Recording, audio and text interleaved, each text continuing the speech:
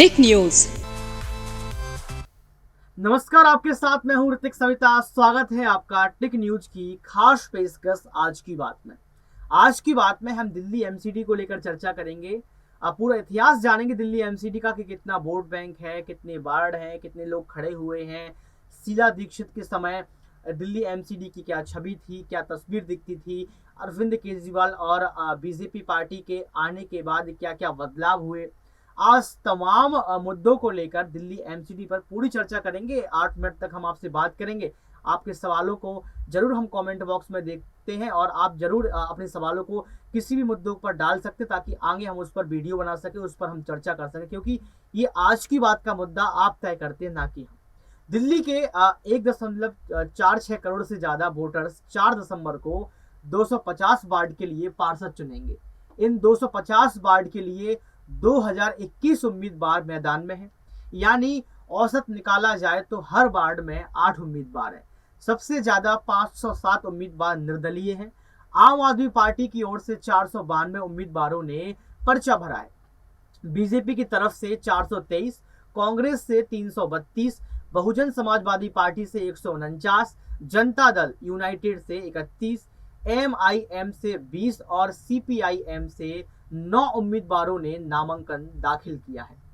इससे पहले 2020 के विधानसभा चुनाव में 70 सीटों में 672 उम्मीदवार थे और 2019 में 7 लोकसभा सीटों के लिए 147 उम्मीदवार मैदान में थे। लेकिन एमसीडी चुनाव के लिए 2000 से ज्यादा उम्मीदवार हैं।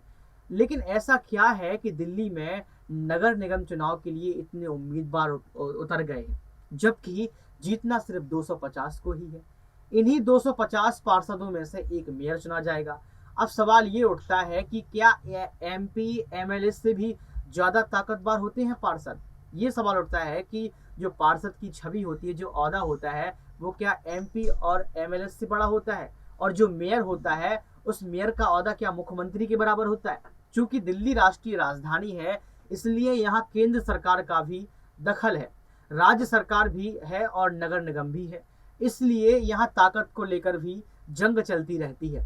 दिल्ली की जमीन और पुलिस और सार्वजनिक व्यवस्था पर केंद्र सरकार का अधिकार है, ये आपको पता ही है। बाकी सारे काम दिल्ली सरकार के अधीन है, जबकि और दूसरे कामकाज नगर निगम के पास आते हैं। इसे ऐसे समझिए कि दिल्ली में एम्स और सफदरजंग अस्पताल केंद्र सरकार के अधीन है। जी हाँ, एम्स और सफदरजंग अस्पताल का आपने नाम जरूर सुना होगा, दिल्ली वालों ने तो 100% सुना होगा। जबकि कुछ अस्पताल दिल्ली सरकार के अधीन है और कुछ अस्पताल या डिस्पेंसरी का जिम्मा नगर निगम के पास है। अब बात रही पार्षद, विधायक और सांसद की ताकत की, तो सबके पास ताकत और जिम्मेदारी लगभग एक ही है, बस स्तर बढ़ता चला जा रहा है। मसलन पार्षद अपने इलाके या वार्ड की जिम्मेदारी जो है वो स्वयं संभालते हैं, तो विधायक के पास अपने क्षेत्र या विधानसभा की जिम्मेदारी होती है, जबकि सांसद भी अपने संसदीय क्षेत्र से जुड़े विकास के लिए जिम्मेदार है। हालांकि दिल्ली में तीनों नगर निगमों के एक होने से मेयर की ताकत मुख्यमंत्री के बराबर ही हो गई है, जो मैंने आपसे पहले कहा था। पहले 3 मेयर होते थे और इस वजह से मुख्यमंत्री ज्यादा ताकतवर होता था। माना जाता है कि शीला दीक्षित की सरकार ने नगर निगम को 3 हिस्सों में बांटा ही इसलिए था ताकि मुख्यमंत्री की ताकत को बढ़ाया जा सके, मुख्यमंत्री अपने फैसले खुद से ले सके और मुख्यमंत्री जो है तीनों निगमों के मेयर पर सवाल खड़ा कर सके। लेकिन अब एक मेयर होगा जिसका ओहदा मुख्यमंत्री के बराबर होगा। अब बात आती है कि फंड की, कि किसको कितना फंड मिलता है। जी हाँ, पार्षद, विधायकों और सांसदों को अपने अपने इलाकों या क्षेत्र में विकास कार्य के लिए फंड दिया जाता है। दिल्ली में पार्षदों को सालाना 1 करोड़ रुपए का फंड मिलता है, एक साल में 1 करोड़ रुपए का। वहीं दिल्ली के सभी विधायकों को 10-10 करोड़ रुपए का फंड हर साल मिलता है, जबकि सांसदों को 5-5 करोड़ रुपए की सांसद निधि मिलती है। हालांकि दिल्ली नगर निगम पर कर्ज भी काफी है। सीएजी की एक रिपोर्ट बताती है कि 2012 में जब नगर निगम को 3 हिस्सों में बांटा गया था, तब उस समय 2060 करोड़ रुपए कर्ज था।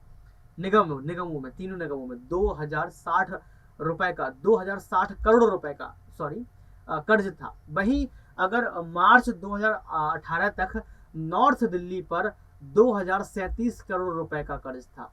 नॉर्थ दिल्ली पर, जबकि ईस्ट दिल्ली पर 1396 करोड़ रुपए का और साउथ दिल्ली पर 381 करोड़ रुपए का कर्ज था। आप ये देखिए कितना पैसा भाई साहब, करोड़ों में कर्ज था। हमारा देश, इसलिए तो रवीश कुमार कहते हैं कि भारत एक ठग प्रधान देश है, क्योंकि हमारा कर्ज ही नहीं चुक पाता है। इतनी बड़ी रकम, आप समझ सकते हैं। अब सवाल उठता है कि आखिर कितनी बड़ी है दिल्ली नगर निगम, इस पर हम चर्चा करेंगे।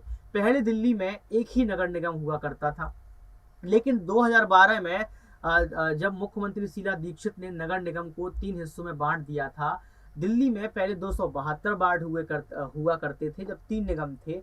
इनमें से 104 वार्ड साउथ और 104 वार्ड नॉर्थ दिल्ली में थे, जबकि 64 वार्ड ईस्ट दिल्ली में थे। अब सब मिलाकर 250 वार्ड ही होंगे। दिल्ली नगर निगम में 15 साल से बीजेपी सत्ता में काबिज है। अब तक दिल्ली में 3 नगर निगम हुआ करती थी। इनमें नॉर्थ दिल्ली एनडीएमसी जिसे कहा जाता था, पूर्व दिल्ली ईडीएमसी जिसे कहा जाता था, और साउथ दिल्ली जिसे एसडीएमसी नगर निगम कहा जाता था। पिछली बार 272 वार्ड में से 181 पर, जी हाँ बड़ी 181 पर बीजेपी ने जीत हासिल की थी, जबकि आम आदमी पार्टी ने 48 और कांग्रेस ने 27 वार्डों पर अपनी जीत हासिल की थी। अब सवाल ये उठ रहा है कि अब वार्ड एक हो गया है, 250 वार्डों का एक मेयर बनना है, मतलब निगम एक हो गया है, 250 वार्डों पर आप देख सकते हैं कितनी भारी संख्या में उम्मीदवार उतर रहे हैं। लेकिन अब ये देखना है कि जहां 48 वार्डों पर अरविंद केजरीवाल की सरकार थी जब 272 वार्ड थे, और 27 वार्डों पर कांग्रेस की सरकार थी जब 272 वार्ड थे, और 182 बहुत बड़ा यहाँ पर ये आंकड़ा होता है, और वहां बीजेपी थी। तो सवाल ये उठता है कि बीजेपी ने क्यों एकीकरण किया, बीजेपी क्यों अपना एक मेयर बनाकर मुख्यमंत्री का जो अरविंद केजरीवाल का है ओहदा वो छीनना चाहती है। एक सवाल ये भी उठता है कि एकीकरण के बाद क्या 48 वार्डों को अरविंद केजरीवाल 148 बना पाएंगे?